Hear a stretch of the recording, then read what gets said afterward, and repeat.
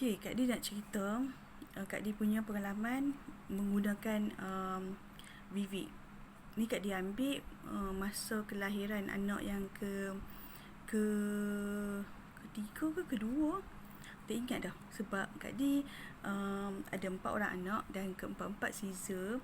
Jadi Kak Di baru mulalah untuk mencuba benda ni. Kesedaran tu macam lambat juga, tapi tak apa, kita cuba juga. Anak kedua tu silap Kak Di, sebab bila Caesar, faham lah kan, bila kita Caesar operation kan, lepas tu lepas 8 jam macam tu kita akan sedap kan, so kita akan lapang. Lepas tu tenaga memang tak ada lah kan. Jadi kita ambil ni, bila kita ambil ni rasa macam bukan ajaib, rasa macam selalunya yang pertama dulu Kak Di tak ambil apa-apa suplemen tau. Sebab waktu yang pertama Kak Di macam tak percaya lagi pada makanan tambahan. Kononnya diri ni macam okey lah. Tapi bila anak kedua tu Kak Di tak boleh. Kak Di cubalah untuk melabur. Yelah, kan biasa kita ada makanan tambahan ni untuk selepas bersalin lah, rata-ratanya ada kan. Jadi Kak Di cuba ambil waktu lepas bersalin. Dan biasanya orang tak bagi juga ambil selepas terus bersalin tu, terus ambil kan. Dia pun macam takut panas lah, takut ni kan.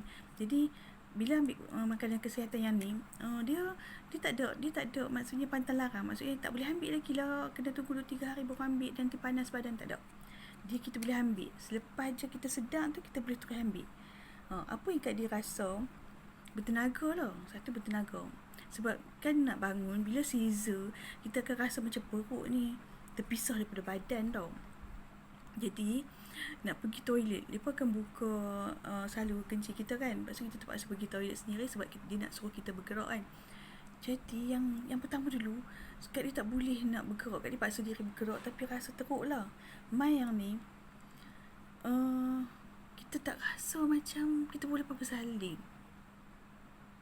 Tahu tak, ada tak orang yang amal macam Kak Di, yang sekarang pun baru ambil ke, dia rasa keajaiban tu. Sebab Kak Di memang rasa keajaiban tu.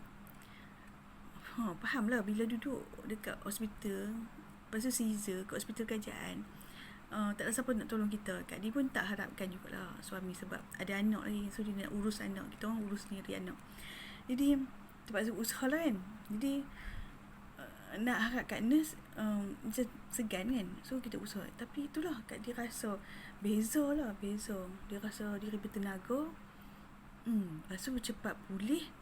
Betul lah, cepat pulih kan. Yang kedua tu cepat pulih, dia bagi tenaga. Yang kedua dia cepat pulih. Sebab apa cepat pulih? Sebab dia repair balik DNA kita. So dia bagi tenaga tadi tu. Yang kedua dia repair balik sebab dia menyebabkan kita cepat pulih. Best kan? Best sangat.